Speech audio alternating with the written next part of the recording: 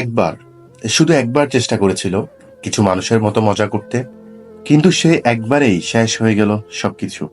সে ছিল বড্ড মেধাবী, পরিবারের গর্ব, বন্ধুবান্ধব আত্মীয় স্বজনের কাছে বেশ প্রিয়।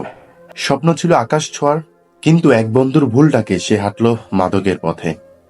প্রথমে বাকি সব বন্ধু হারালো, তারপর নিজের উপর বিশ্বাস হারালো।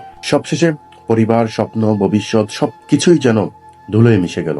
অন্যদিকে আরেক যুবক, সে বলছিল না। সে বেছে নিয়েছিল আলোকে, ভবিষ্যৎকে, পরিবারকে এবং নিজেকে।